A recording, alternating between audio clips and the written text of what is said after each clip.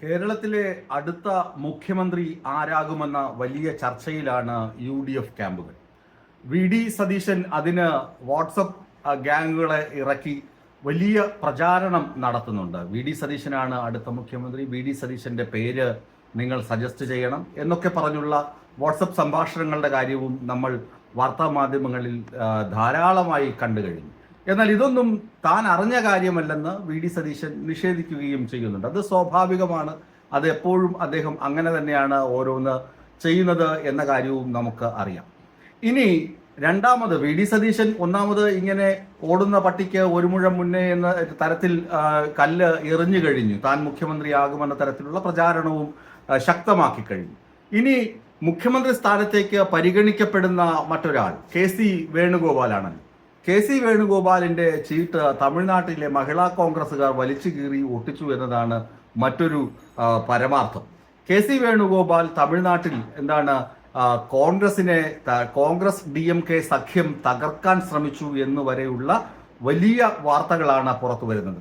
പകരം വിജയ് നേതൃത്വം നൽകുന്ന തമിഴ്നാടൻ വിജയുടെ രാഷ്ട്രീയ പാർട്ടിയായ തമിഴക വെട്രി TVK തമിഴക വെട്രിക്കഴകം പാർട്ടിയുമായി സഖ്യത്തിലേർപ്പെടാൻ KC വേണുഗോപാൽ ചരടുവലി നടത്തിയിരുന്നു എന്ന തരത്തിലുള്ള വെളിപ്പെടുത്തലുകളാണ് തമിഴ്നാട് മഹിളാ കോൺഗ്രസിൽ നിന്ന് പുറത്തു വരുന്നത്. അത് മാത്രമല്ല, മഹിളാ കോൺഗ്രസ് അതിലെ ഒരു നേതാവ് KC വേണുഗോപാലിനെ കാണുന്നത് ബോയ് ഫ്രണ്ടാണ് എന്ന തരത്തിൽ വരെ കാര്യങ്ങൾ എത്തിയിരിക്കുന്നു. ചുരുക്കത്തിൽ തമിഴ്നാട്ടിൽ പൊട്ടിത്തെറിച്ച KC വേണുഗോപാലിന്റെ ഇമേജ് കേരളത്തിലും ബാധിച്ചിട്ടുണ്ട്. അങ്ങനെ ആരോപണ വിധേയനായി നിൽക്കുന്ന ഒരാളെ ഹൈക്കമാൻഡ് ഒരിക്കലും കേരളത്തിന്റെ മുഖ്യമന്ത്രിയായി പരിഗണിക്കില്ല എന്ന ആശ്വാസമാണ് ഇങ്ങ് സതീശന്റെ ക്യാമ്പിൽ ഉള്ളത്. ഇനി സതീശനും KC വേണുഗോപാലും ഇത്തരത്തിൽ ഒരാൾ പ്രചരണത്തിൽ വളരെ ദൂരം മുന്നിൽ പോയി, മറ്റൊരാൾ ഇമേജ് അമ്പേ തകർന്ന് നിൽക്കുന്നു. ഇനി മറ്റൊരാൾ ആരാണ്? രമേശ് ചെന്നിത്തല വളരെ ഭംഗിയായാണ് കരുക്കൾ നീക്കുന്നത് എന്ന് വേണം കരുതാൻ. ഇനിയിപ്പോ ഈ മൂന്ന് നേതാക്കളും കരുക്കൾ നീക്കിയാലും ഇല്ലെങ്കിലും മെയ് 4-ന് റിസൾട്ട് വരുമ്പോൾ ഇടതുമുന്നണി എല്ലാം തൂത്തുവാരി കൊണ്ടുപോകുമെന്ന ആശങ്ക പങ്കുവയ്ക്കുന്ന കോൺഗ്രസ് നേതാക്കളും നമുക്ക് ചുറ്റിലുമുണ്ട്.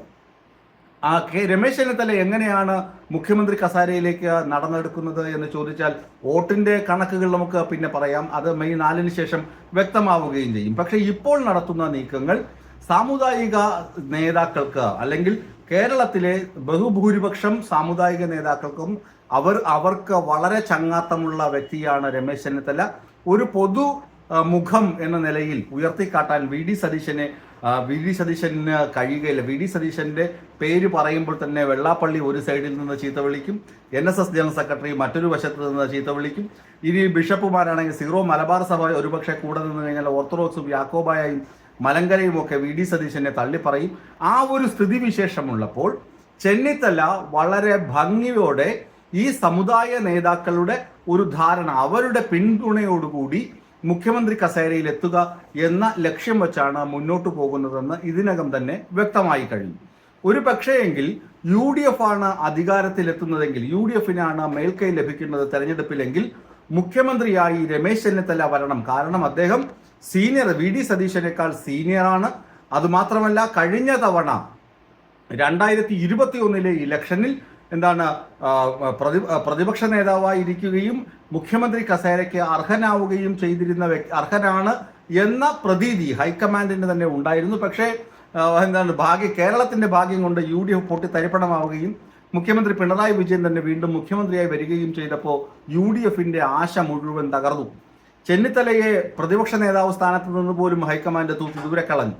അതിന് പിന്നിലുള്ള ചരടുവലിയെ കുറിച്ചൊന്നും ഞാൻ പറയേണ്ട ആവശ്യമില്ല. ഏതായാലും മുഖ്യമന്ത്രി കസേരയ്ക്ക് വേണ്ടി മഴയ്ക്ക് വേണ്ടി വേഴാമ്പൽ കാത്തിരിക്കുന്നത് പോലെ മുഖ്യമന്ത്രി കസേരയ്ക്ക് വേണ്ടി കാത്തിരിക്കുന്ന വി ഡി സതീശന്റെ നീക്കുപോക്കുകൾ പൊതുജന മധ്യത്തിൽ വളരെ അപഹാസ്യമായി പര്യവസാനിച്ചു എന്ന് പറയാം. അതുപോലെ KC വേണുഗോപാലിന്റെ ചീട്ട് തമിഴ്നാട്ടിലെ മഹിളാ കോൺഗ്രസുകാർ വലിച്ചു കീറി ഒട്ടിച്ചതോടുകൂടി KC വേണുഗോപാലിന്റെ ഇമേജ് 8 നിലയിൽ പൊട്ടിയെന്ന് പറയാം. ചെന്നിത്തല തേച്ചു വെച്ചിരിക്കുന്ന കുപ്പായത്തിനാണ് ഇതുവരെ ഉടവ് സംഭവിക്കാത്തത്. പക്ഷെ സമുദായ നേതാക്കളുടെ പിന്തുണയോടുകൂടി ചെന്നിത്തല മുഖ്യമന്ത്രിയാകുമെന്ന പ്രചാരണവും കോൺഗ്രസിൽ ശക്തമാണ്. ഇനി ഇതൊക്കെ വാസ്തവമാണ്, അല്ലെങ്കിൽ ഇതൊക്കെ സംഭവിക്കും, യാഥാർത്ഥ്യമാകും എന്ന് പറയണമെങ്കിൽ മെയ് 4-ന് പെട്ടി പൊട്ടിക്കണം. പെട്ടി പൊട്ടിച്ച് വോട്ടെണ്ണുമ്പോൾ എന്താണ് 71 സീറ്റ് കിട്ടിയാൽ മാത്രമേ മുഖ്യമന്ത്രിയാവാൻ കഴിയുകയുള്ളൂ, അല്ലെങ്കിൽ കോൺഗ്രസിന് അധികാരത്തിലെത്താൻ കഴിയുകയുള്ളൂ. ആ പൂതി അങ്ങ് മനസ്സിൽ വെച്ചേരെ എന്നാണ് ജനം തീരുമാനിക്കുന്നതെങ്കിൽ ഈ വെള്ളം കോരലും ഈ പ്രചാരണവും ഈ തന്ത്രവും ഈ തത്രപ്പാടുമൊക്കെ നാണം കെട്ട പര്യവസാനത്തിലേക്ക് എത്തിച്ചേരുമെന്നും നമുക്ക് വിധി എഴുതാൻ കഴിയും.